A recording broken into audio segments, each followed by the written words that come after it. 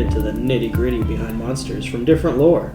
However, there is a general focus on D&D. We are players and DMs, so we draw from our experience with different tabletop RPGs, and we tend to go off on tangents every so often. If you're looking for facts and historical value, this may not be the podcast for you.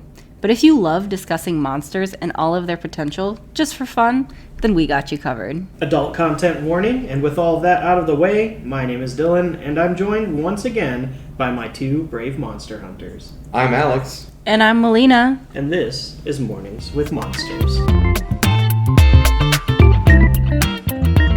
This morning, we are discussing a monster that has grown exponentially thanks to the media.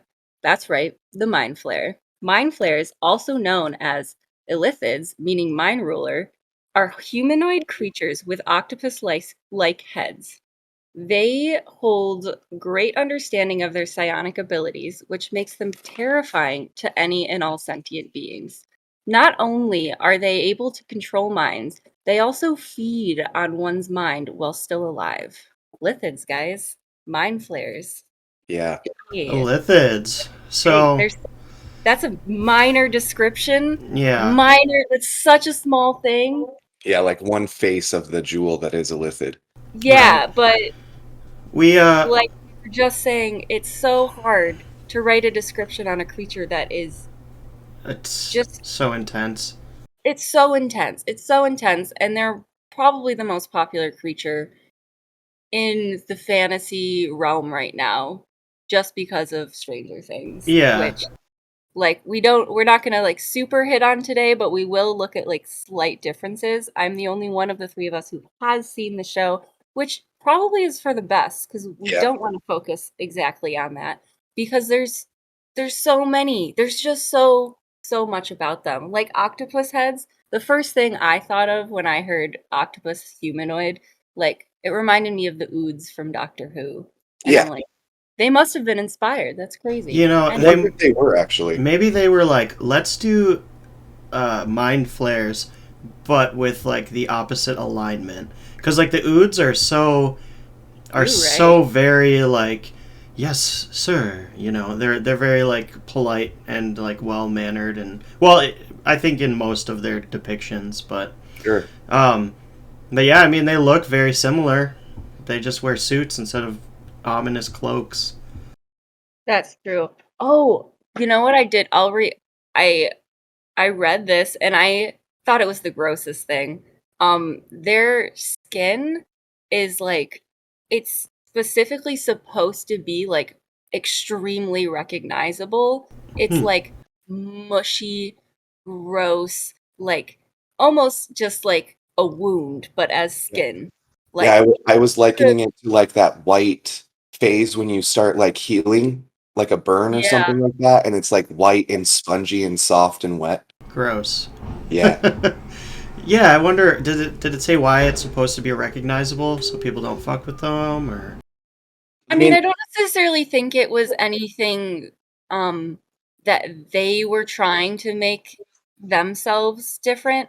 It's if I had to liken a guess, it's more than likely because of the way that they are created.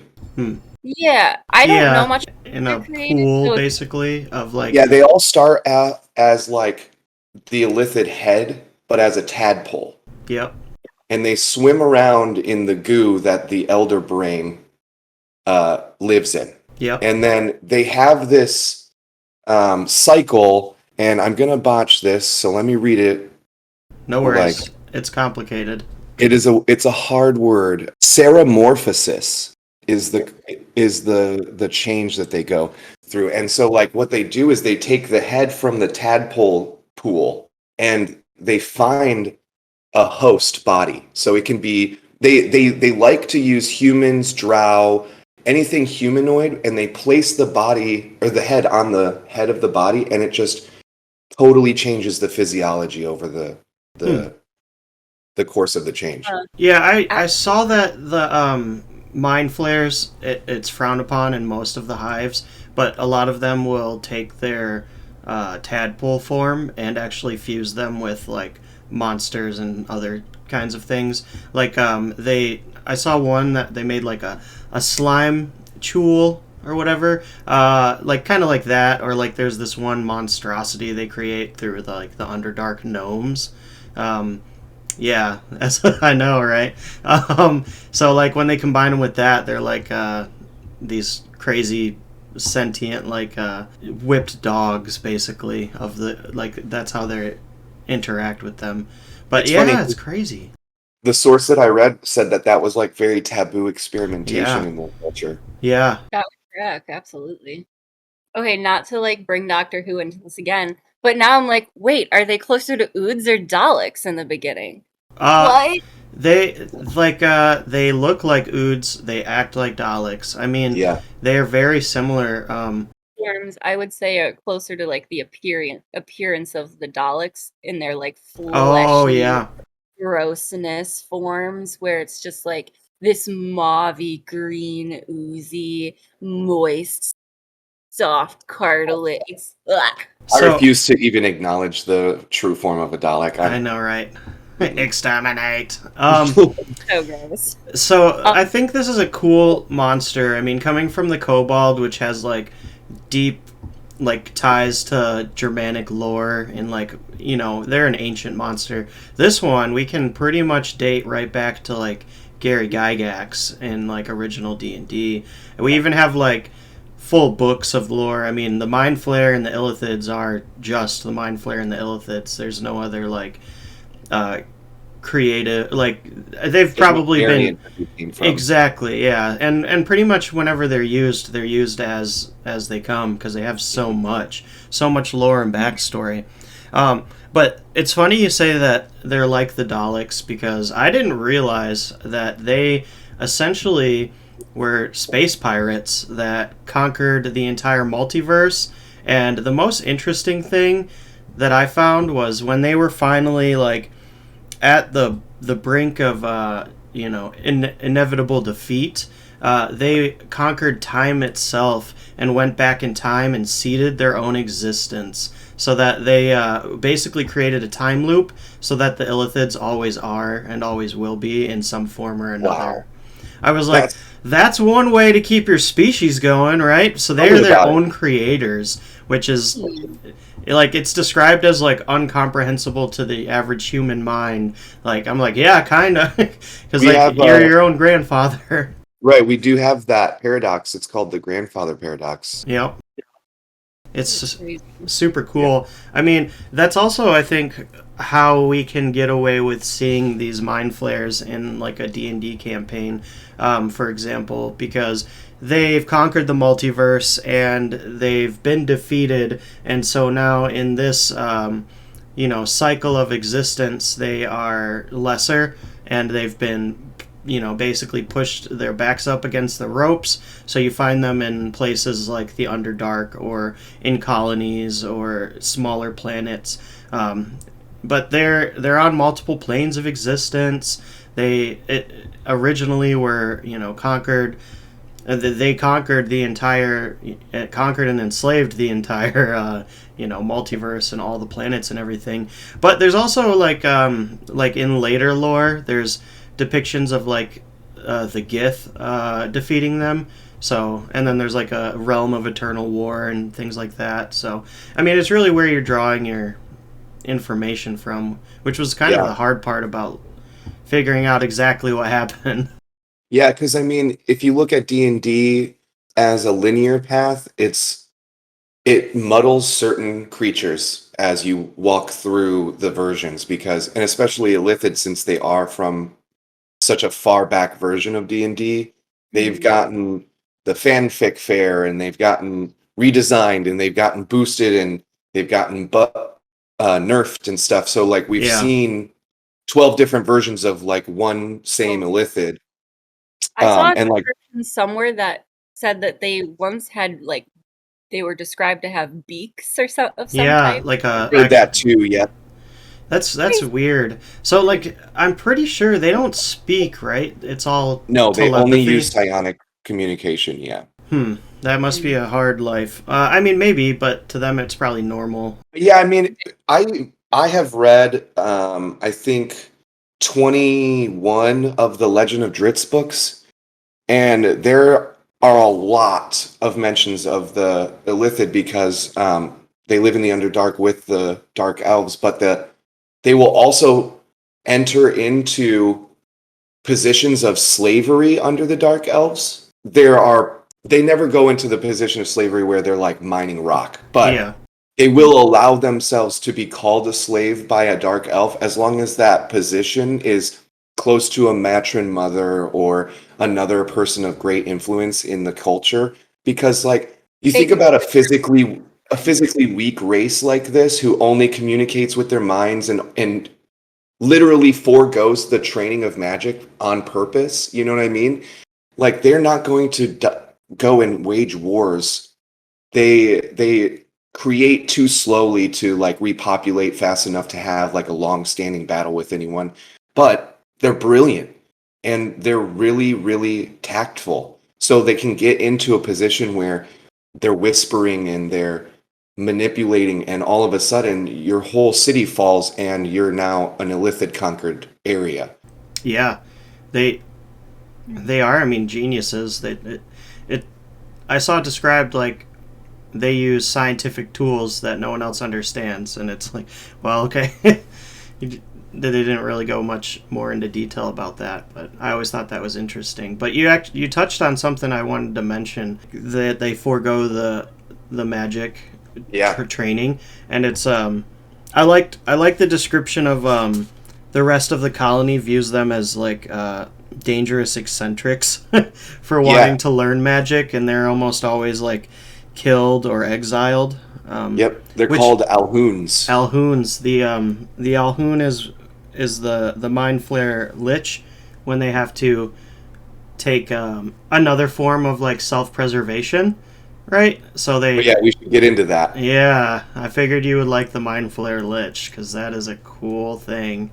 I like more so that character. as smart as like the Illithid culture is, they all fall under the like trappings of a humanoid creature in that they believe in some fantastical immortality. By blending their brain and consciousness and psionic power with the elder brain, they can live forever, but it's not really how it goes. No. It's basically a religion, right? That's just it's essentially a religion with like kind of a falsehood surrounding the death. Yeah, I mean, it's like anyone else that believes the falsehood after conquering the multiverse and getting to create everybody's opinion of who they are as a freaking race. Just because when you go through all of that, like that's why they just come with their storyline. That's why there's not more. That's why it doesn't need the base information doesn't need to change, because they started as this and then it separated once they became those space pirates and they were like, we must conquer the multiverse. So it's like we get the same looking lithids, we get the same mind flares in all the different realms. And as I was reading that, so do I want to go onto my tangent yet about Stranger Things and the difference? Because we definitely want to. The main thing we want to know about it is, did they do it right? Yeah. They didn't do it wrong. Okay. In the way that they had to do it different, because in Stranger Things, spoilers.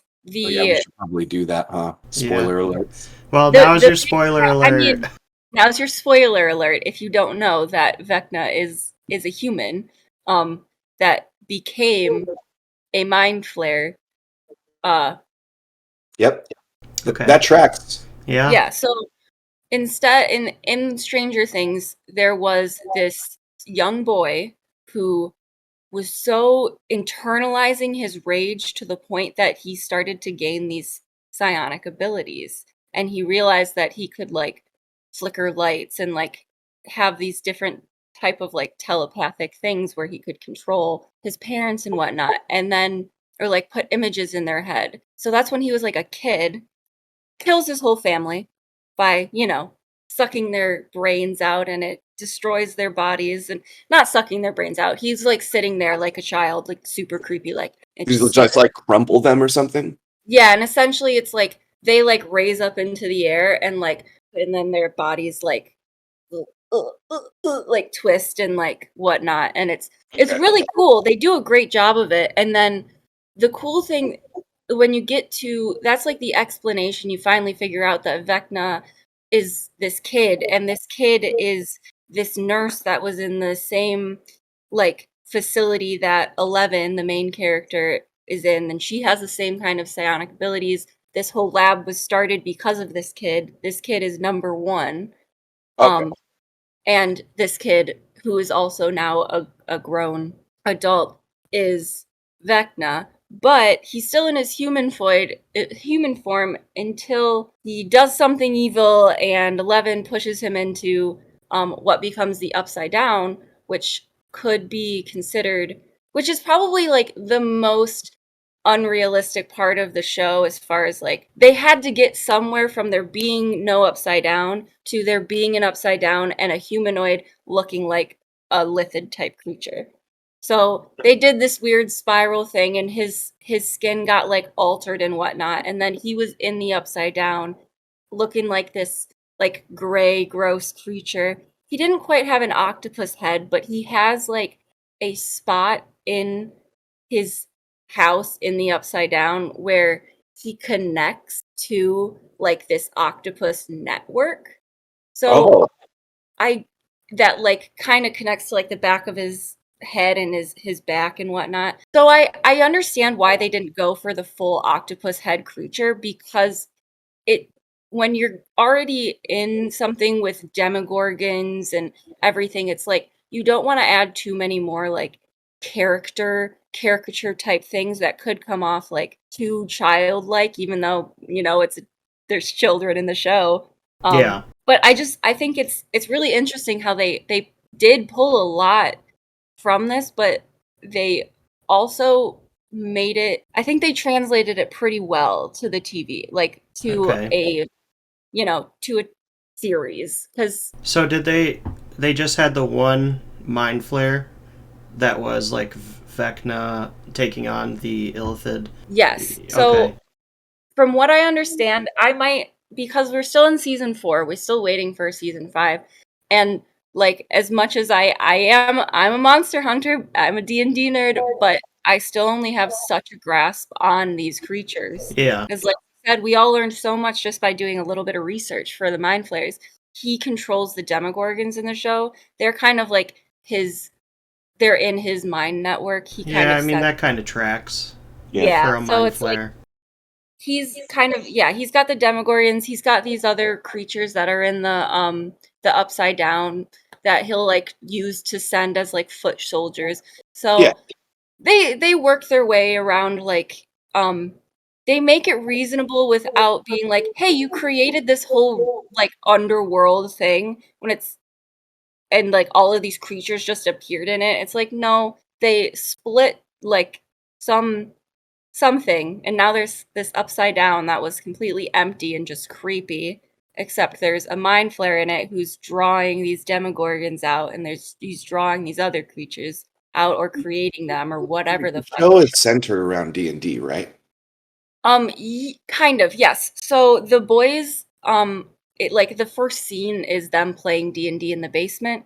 They Okay. are playing the original Vecna campaign in season 4, um, which is really cool. That's like I most people I talk to when I talk about Stranger Things, I tell them I'm like that campaign that they are playing, that Eddie is like being the dungeon master for. Vecna is a creature that you can fight. You Yeah. can play that campaign.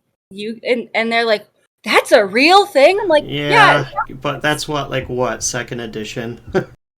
Oh, it's first edition. It's first edition. Yeah, It's so first edition, it's and old it's school hard as rules. fuck. Yeah, you die Yeah, a lot. You die a lot quicker.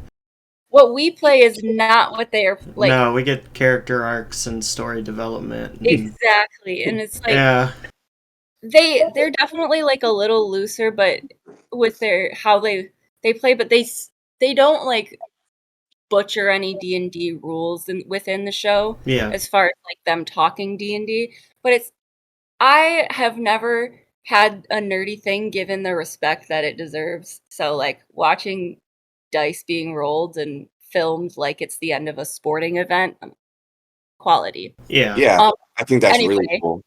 I support any advancement in the D&D culture. Agreed. me too. And it gets so many people like. Anyway, yeah, So it sounds like they have a version of the Lithid that would fit into any D&D realm. It's just Mhm. their own version. Yeah, they Yeah. had to make it specific for like if it were to come to our actual Earth Yeah. and like Or alternatively, if you have to explain it to a lot of people who are not nerds, Yeah. exactly. you Essentially know? what they did. They're like, Yeah. let's dumb this down a little bit. Let's make it like more relatable. We don't need to actually put the tentacles on his head. Yeah. Well, Like we can give him a station. I don't think we should talk about Vecna too much because they're like an entire different like thing. You know, they have a whole campaign based around them, and they've inspired and rewritten so many of like the original D&D like lores and concepts and stuff. So I don't know how accurate that is to like Vecna's actual depiction because I've never played that campaign. Yeah. But I would say the only thing from that's slightly disappointing to me is I get not having the tentacle face, whatever. But if you look into like any of the Illithid conquered creatures or humanoids, they have at least a little bit of like like maybe even one tentacle. Like sometimes it's like their hair takes on a little bit of a tentacle shape.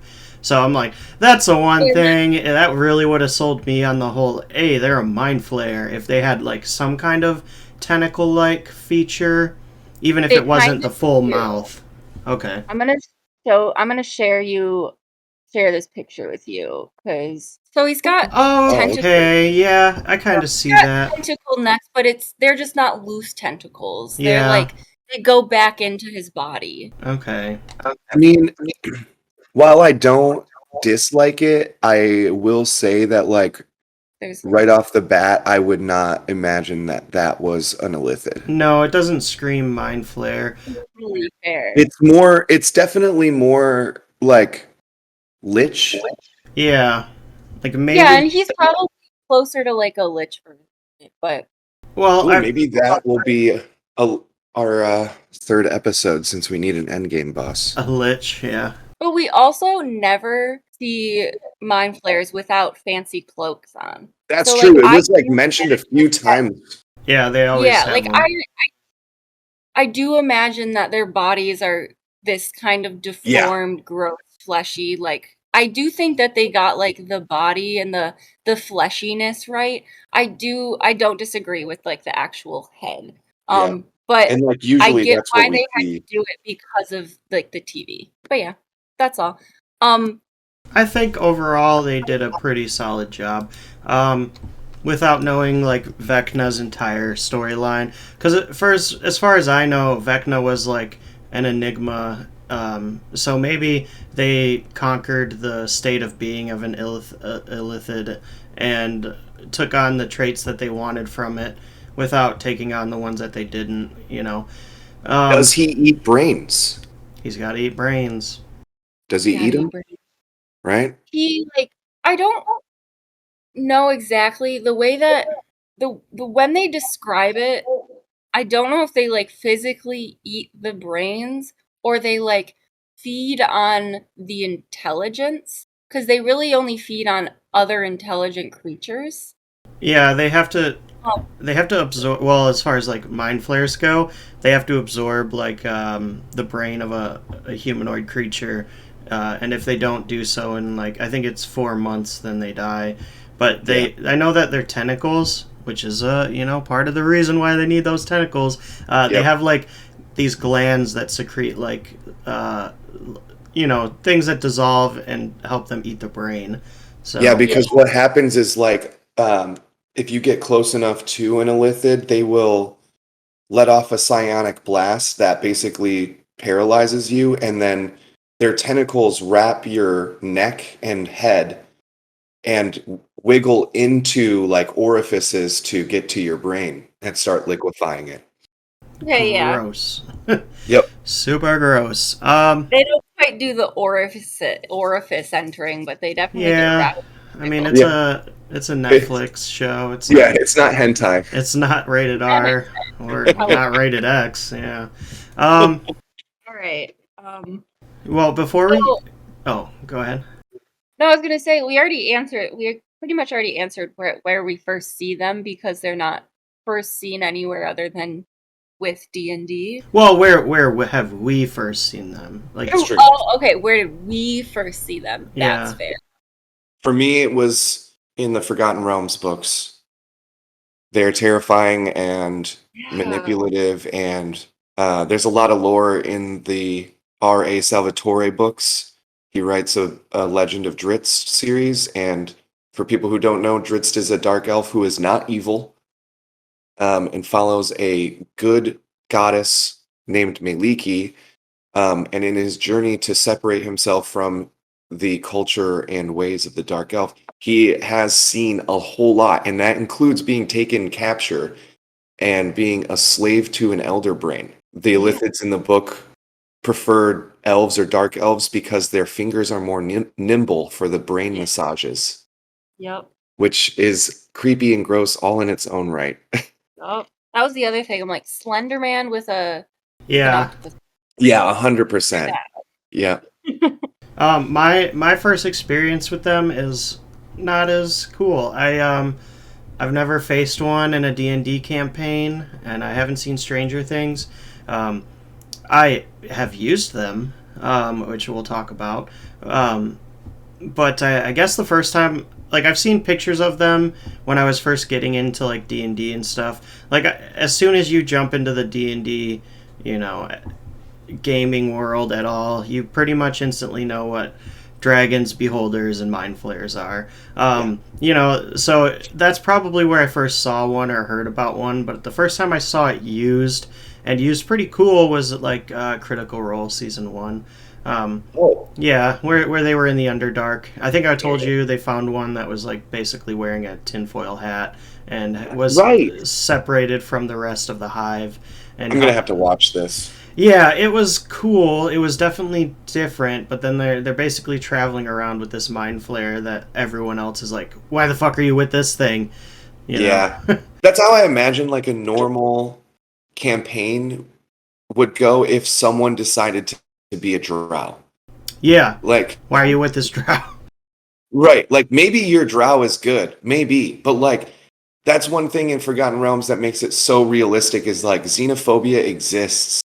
And people will take a stereotype, and this isn't in this realm. This isn't a stereotype. Like, Illithids are evil. They're not. Yeah, they're not good.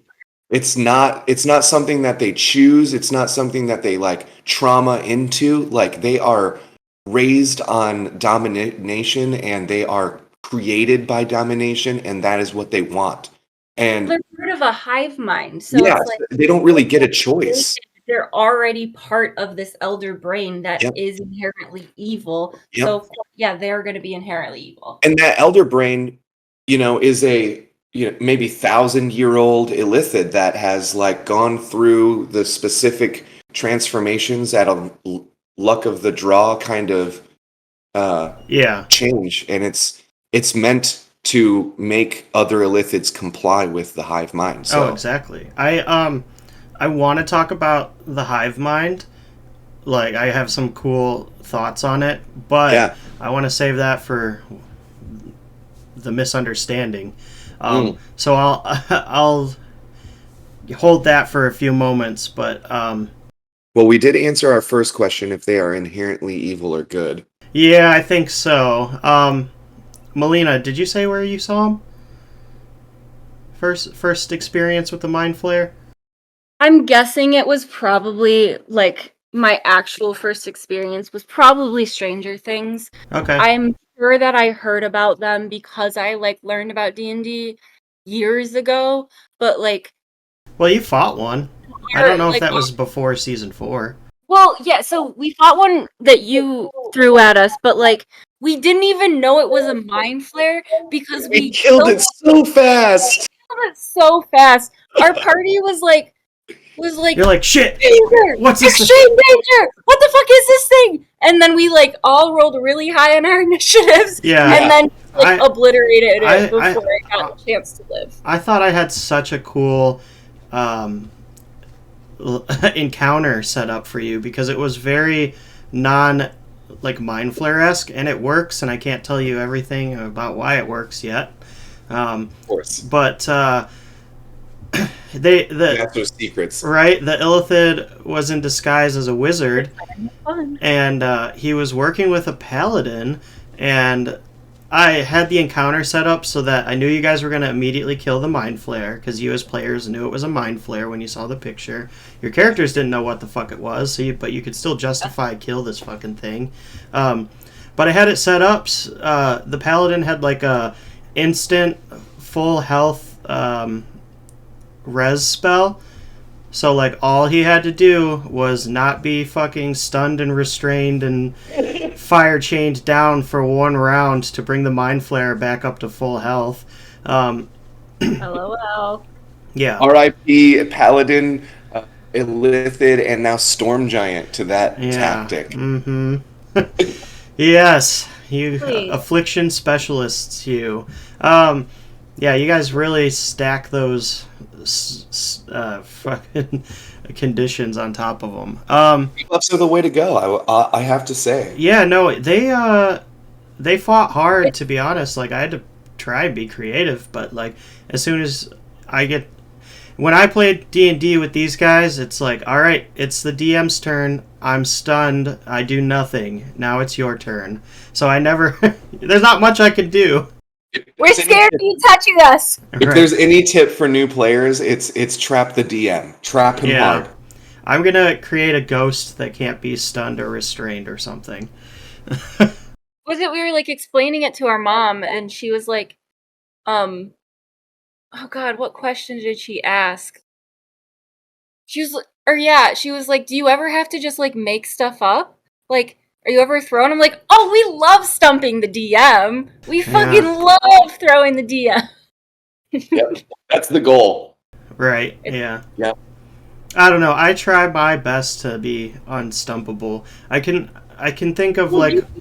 We can't tell we stump you. Because you like, the next thing we know, you're like fucking on it. But yeah, like, your improbability when... Fear in your eyes.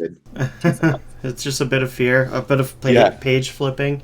Yeah, I'm like, oh, yeah, that's the cue I get. It's like, oh, he pulled out a binder, we stumped him.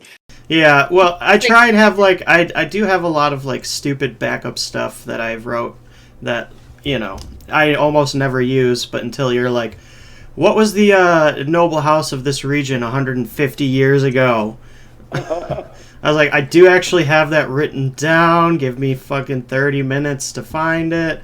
This is why we love playing with him. Do it all on paper. Has it written down. Yeah, it's all somewhere. But yeah, no, it's I can't even explain how much is just improv. And then I'll say something about history or lore that I'm like, well, now that's the truth. So I have to roll with that. Yep. So and it's canonical now. Yep. All right. Let's take a quick break before we get into the rest of our prompts, and we'll be right back, Monster Hunters. Hello, weary travelers. Welcome to the middle part of the episode. First of all, thank you for your continued support, and we all hope you are enjoying Mornings with Monsters so far. If you are, or I guess also if you're not, let us know. You can contact us at morningswmonsters@gmail.com. We would love to hear from you and what you think about the many monsters we discuss. And if you want us to talk about a specific monster, tell us that too. We'd love some new ideas. Doesn't have to be from Dungeons and Dragons. If you are interested in seeing what these monsters look like, you can check those images out on Instagram at Mornings with Monsters, where we will also share any fun updates we have about the podcast. We also want to give a huge shout out to at @MizenCake for our amazing cover art. Thank you so much. And if you'd like to see more, once again, that is at Mizen, Mizen, Cake. Everything's looking good on the recording side, so we will continue posting weekly every Friday at 8 a.m. Eastern. But that's all. Thanks again, and I will let you get back to the rest of your episode. Enjoy. See you next week. Welcome back, Monster Hunters. We have a couple more prompts for you. Melina, take it away. What's the next? What are we talking about next? We already discussed that they are inherently evil. Yeah, let's get into that just a little bit if you guys want. Yeah, sure. If you want to get into it more, we definitely can. Because, I mean, with the exception proving the rule, I feel like it's cut and dry. They're evil. They are. And it's evil by the standard of the world. Like, they want to take over everyone who isn't illithid, you know? Yeah. I mean, I would say they are creatures that came from, a place called the Far Realms, which was bathed in eternal darkness and have to feed on humanoid brains or they die. Like, evil is just ingrained in there. I mean, the only thing is they are individuals. Like, they do have individuality, which always, in any race, anything with individuality could separate itself from, the rest. But other than like the extremely rare exception of maybe a high moral, mind flayer that only lives for 4 months because he'll die if he eats a brain, they're just overall evil. That's all I have to say, really. Yeah, I mean, that all tracks. Well, they're evil. They're evil. Yep. All right. So, are they under or overrated, guys? That's a hard question, I think. Before Stranger Things, I would say underrated. After Stranger Things, I would say overrated. I mean, I would say overrated because I think that they're like properly rated, and then the things that you can see as overrated are like the things that don't quite fit in the like initial lithid. They fit into more of like the variants and stuff. Like I think that unless you are playing an eldritch magic, all-encompassing like illithid plotline campaign that lasts for 2 years, you are never going to immerse yourself in the amount of illithid lore that you would need to fully explore them as like a creature or person. So I think like they're underrated because people just see one hive in the Underdark, kill the brain, we're done here. Yeah. And like with that goal as what they want to do, they don't understand like how difficult that's going to be. You know? They are constantly underestimated in the fact that like they're not known, and what is known about them is illicit propaganda, basically. You know what I mean? Exactly. I mean, I've seen campaigns even go into other realms where the illithid are in that constant warring state, and they do like 2 or 3 weeks worth of illithid content, but it's still just scratching the surface. Yeah, it really is. Yeah, the complexities that can happen in a culture like that are really unfathomable to us. You know. And you can't infiltrate it unless you like fully infiltrate it unless you are a mind flayer. I mean, because they have entire planets, you can't just walk up on their planet and like even if you tried to do that, unless you were very like actively closing your mind to the hive, like they will know some point. You got to be a god, or you have to have a magic item that makes all psychic abilities inert. Like, past that. But has resistance to psychic. Yeah. Resistance is different than nullification. Other brains are nothing to fuck with either. Yeah, because they have advantage, I'm sure, on that kind of stuff. Sure. So I would say overall, as a concept, underrated. Agreed. Yeah, I would agree with that. I think so. I think that they're getting the acknowledgement they deserve now, but they're still underrated as far as like seeing them, using them. Yeah. Like, just because there's so much goddamn information. Yeah, Yeah, I'd rather they like be kept the enigma that they have been rather than see I them go as like a trend. But sure.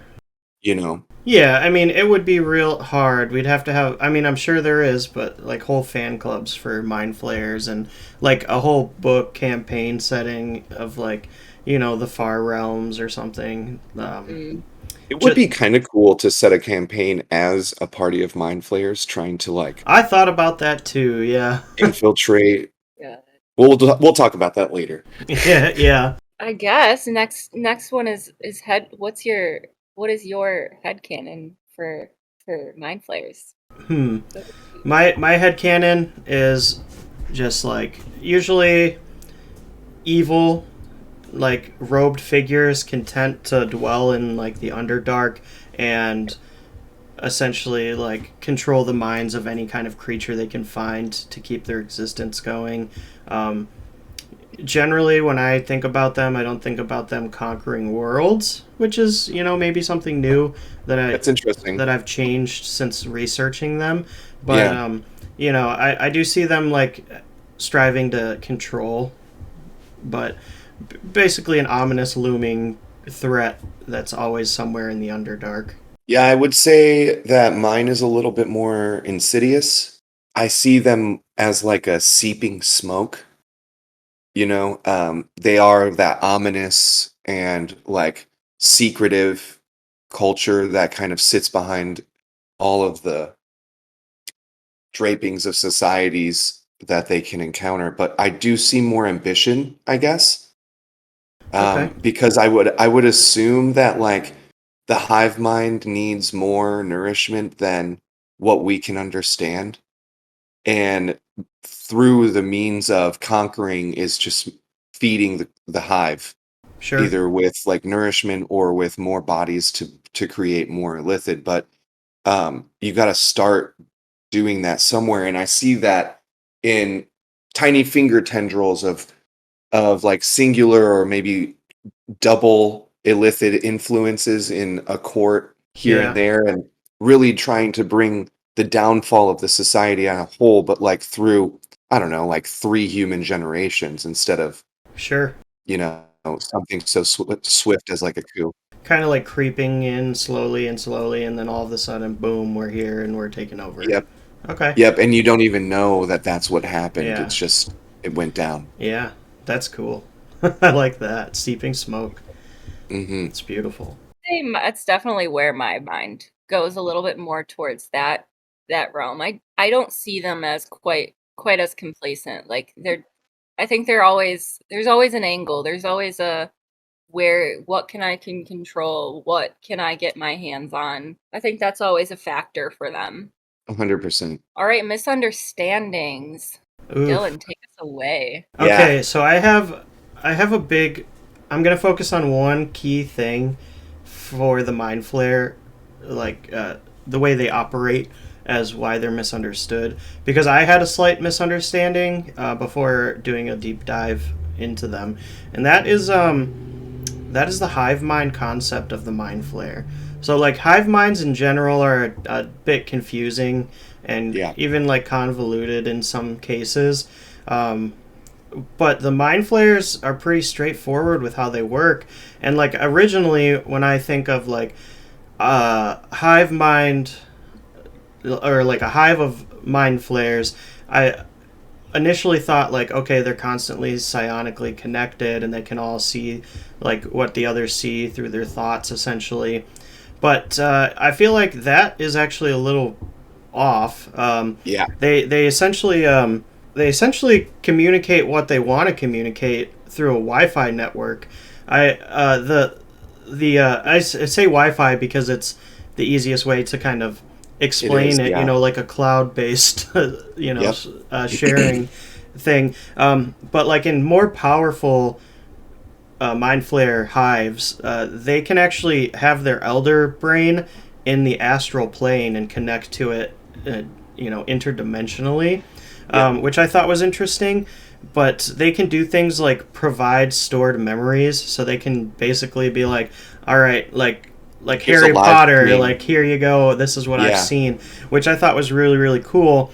I also didn't realize how much individuality they can have. Like there's different archetypes of like societal, like some are, essentially like more builder and like we're gonna do this, and others are like more focused on the psionic control of different things. And but I think the fact that they operate like Wi-Fi more so than like a hive of Constant communication or yeah, control. I think that's a big misunderstanding.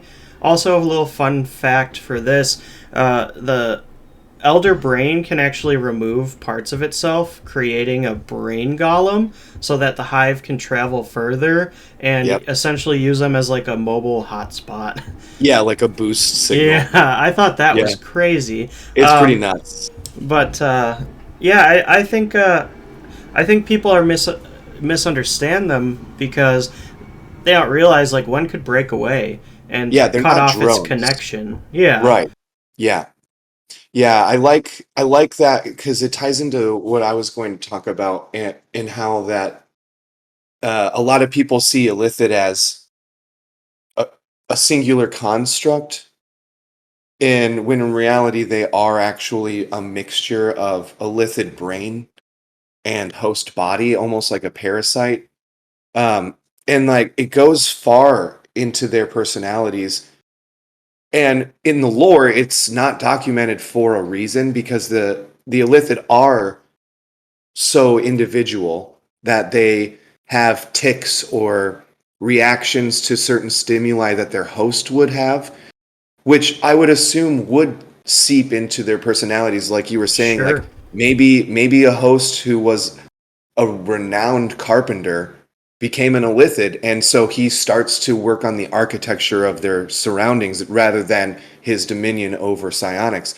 And we wouldn't know about that because the culture of the hive is built on a hierarchy, not as a drone system where Yep. you can move up through Uh huh. whatever means you can find, but it will be up to your personality and the way that you can hide that personality Sure.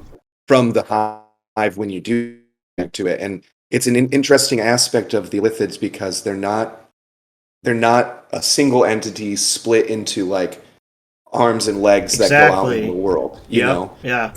They are their own entity from start to evolution finish, wherever they end up being, you know. Like you can become an elder brain by being a regular lithid, so long as like certain things and requirements are met, you know, along the way. Yeah. There's like a secondary stage, not Alhoun, but and I don't remember the name because it's probably It's complicated. it's Ulitharid. Yep, Ulatharid.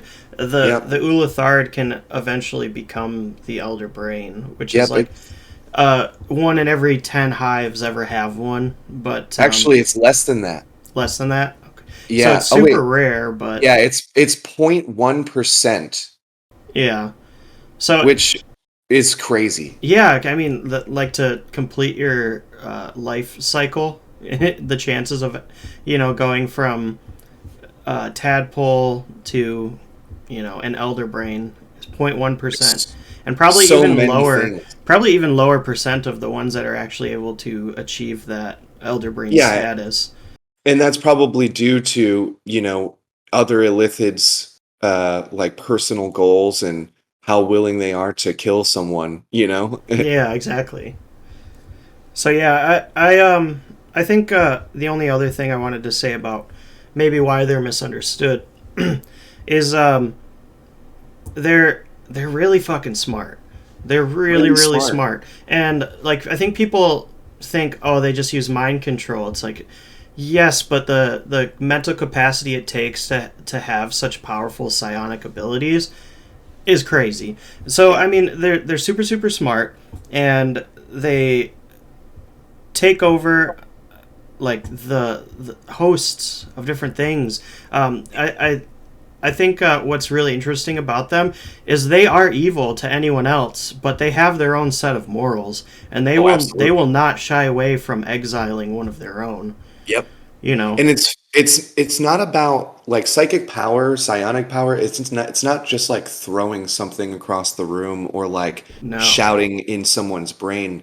You could have an illithid use their psionic control over you, and you would never know that that was happening. Mm-hmm. And in the worst case scenario, they will just completely dominate you and wipe your personality away like it was nothing. They can do that as if like I was swiping, crumbs off of my table. That's a choice Yep. that their brain can do. That's crazy to me. I think I just have been agreeing with you guys. I keep thinking of what to add, and I just. Is there any misconceptions maybe from Stranger Things that like they said, hey, this is how this works, but you feel like that wasn't right? I don't think so. I don't think anything that was like. I'm just making sure they didn't misrepresent our D&D culture. Nah. I understand. Like, can lithids like move people with their minds? Yeah. I mean, that's part of the psionic thing, I'm sure. Yep. Yeah. I was gonna say like whether it be like through like wrapping them in psionic power and lifting them around, or by dominating their mind and having them do it puppeting themselves. Yeah. Mm-hmm. Yeah, no, I would say that they represented that pretty darn well.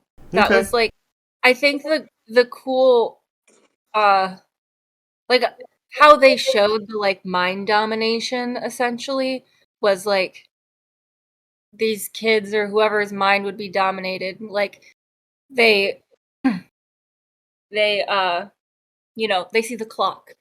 Yeah. And okay. that's why that was blowing up everywhere, is the clock. They see the clock, and then it to everybody else around this person, they've just gone like eyes rolled back in their head. They're just standing there like a ghost. Yeah, like, I mean taking over their brain. That tracks. Yeah.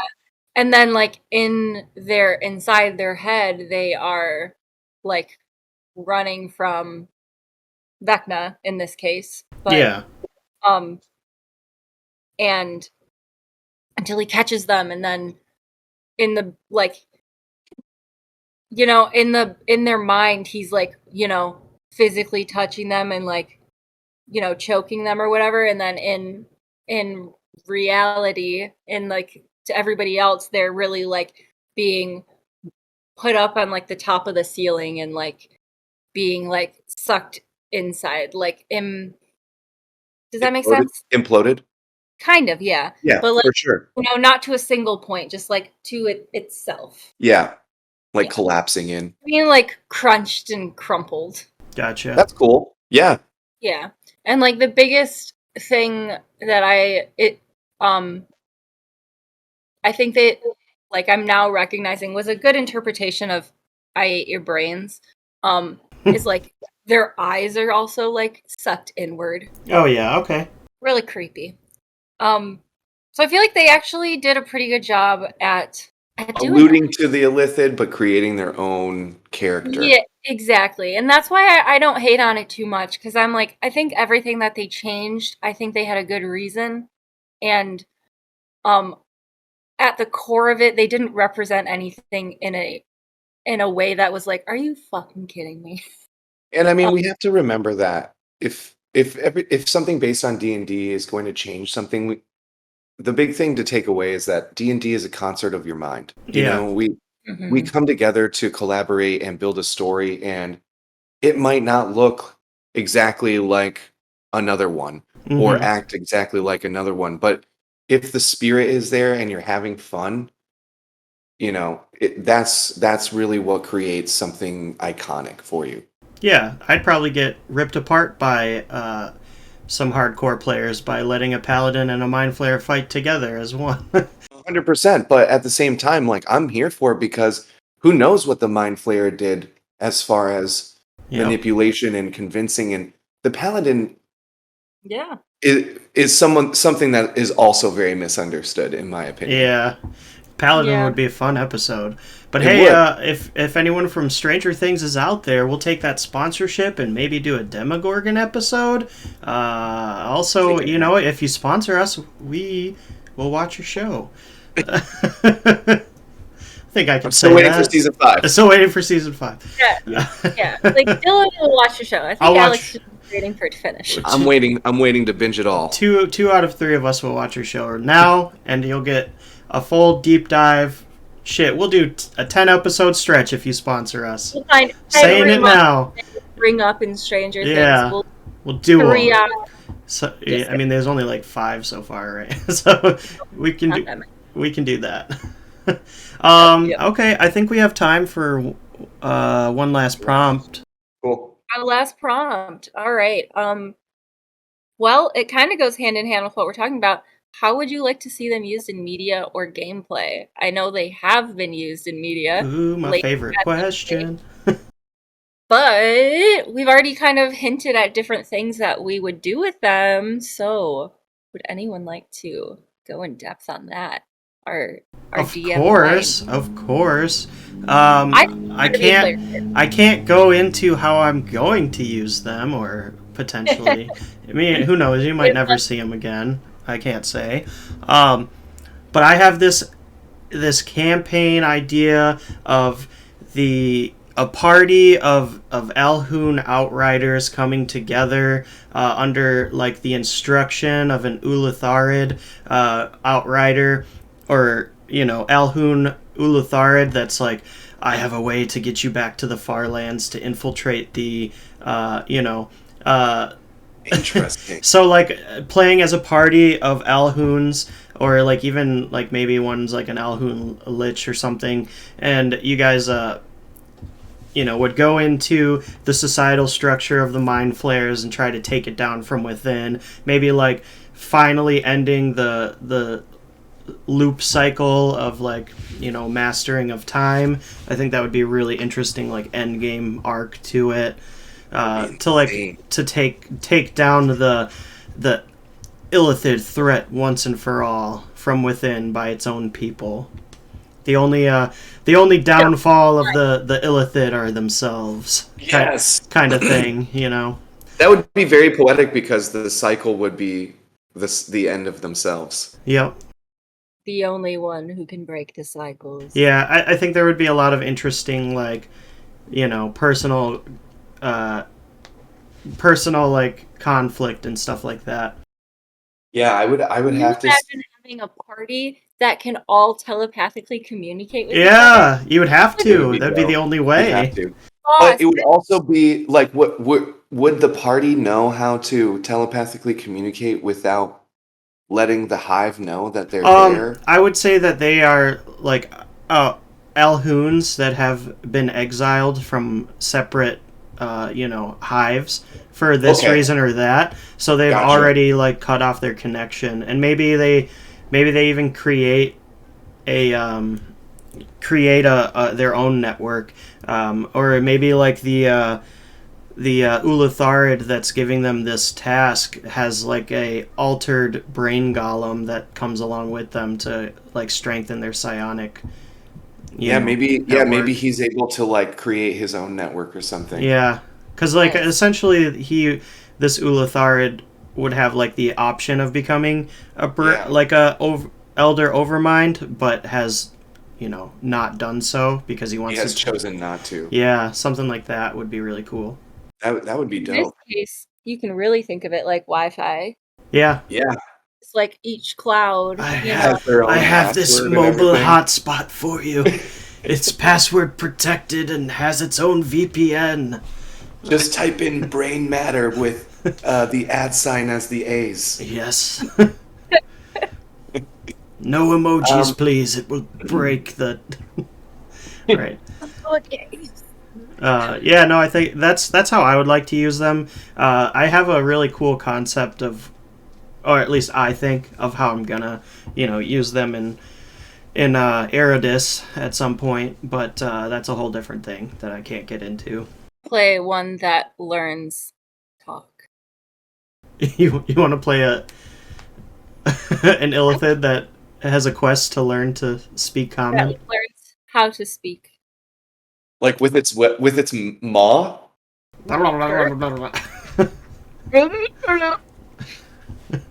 Alright, roll I don't even know. Roll an intelligence check with disadvantage. Roll a performance check. Yeah, performance check every day. Double disadvantage. Fuck it. No. You have no mouth. Hey, if you impose double disadvantage, that means we can use it in battle too. I know. I'm never going to. Yeah, fuck that. Double advantage is just auto win. So no. Yeah. Pretty Here's So- quadruple damage. Yeah. Right. No. I think I would like to see like an eldritch horror movie. You know, it would be like I would love to see a setup kind of like the Predator movies where it's like real dark and survivalist and like maybe some miners Yeah. like found a real giant chasm in the Ooh. ground or something and they like accidentally like walked into a small hive but the hive has known for like a long time that they were coming, you know? Yeah. It would be fun to like watch that kind of like Just like an eldritch horror, like Alfred Hitchcock. Like every Yeah. time you turn a corner, you see a tentacle slither away. And they're all yeah, and then like if you know those deep fear moments where like you do see like finally an illithid just like real close up like Yeah. close in on the guy and then the next time you see the guy he's just trying to act normal but he's got no brain. with his other like friends, you know what I mean? Like Oh, trying to that's like be cool. like, yeah, we should go deeper into the cave. I'm sure that there will be like a new way or whatever, you know? Like, oh, I saw clues that point towards something great down there. Yeah, exactly. And then all of a sudden they just like one by one fall prey to the illithid. Ooh, I like that a lot. I think it would be fun. They would win. Absolutely. Yeah, 100%. Like there would be no chance for the miners and I think that's where it plays off into the eldritch horror because I feel like the point of those stories is to show you that like to these things that are far beyond humanity, there's no chance. you Yeah. know? I like that. Always lose. What's that? Sometimes you always lose. Yeah, exactly. I mean, normal human, we're probably like level 1 humans in D&D with 10 Yeah. HP, you know. We Yeah, ain't taking down a mind flare. No, we're Shit. not specialist soldiers or anything We're like that. probably not even taking down a tadpole. Damn, yeah, no, I those know. things terrifying. They'd eat our face, eat Yeah, our brains.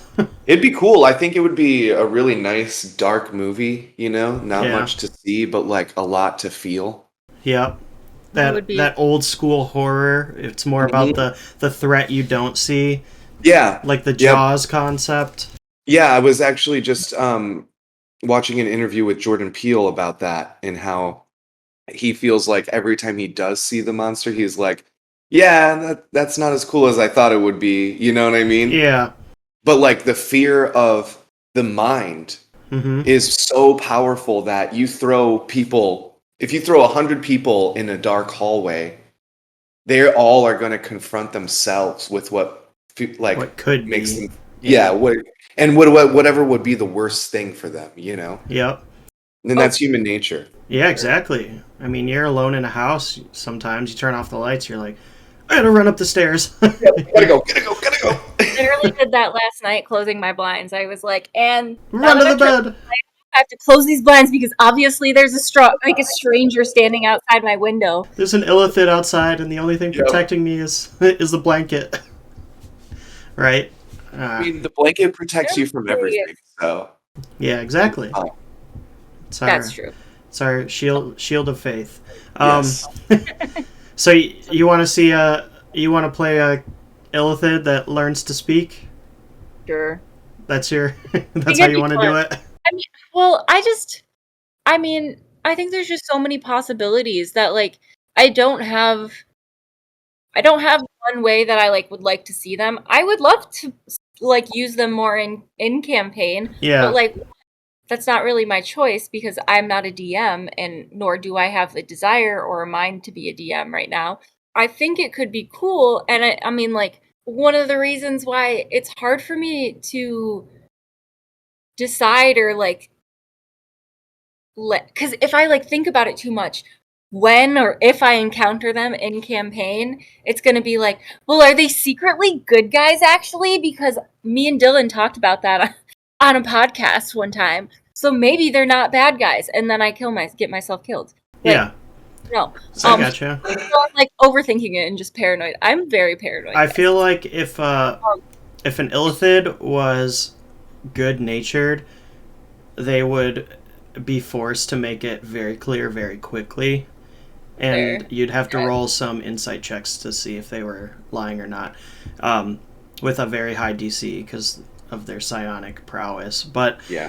I mean, like even in Critical Role, where they had that illithid that wanted to take down the Elder Brain or whatever it was, Yeah.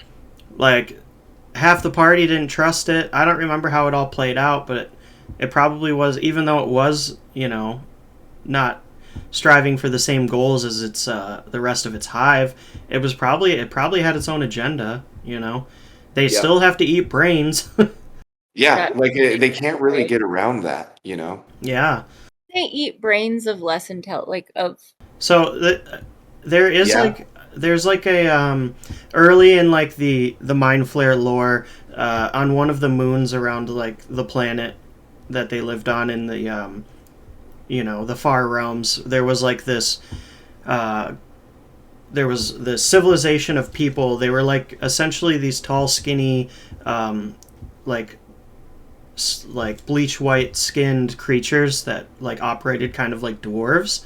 And they would create these. It was like a frost crystal society, so they'd build these amazing structures and things out of these frost crystals on this moon that they lived on. And then the illithid came and enslaved their people and turned them basically into devolved, like creepy bleached white little dwarf-looking things with massive brains, and then just used them as a farm. So like over the generations, they would just they would stay alive. Yeah, they would just survive by having this farm of these massive brained, docile creatures.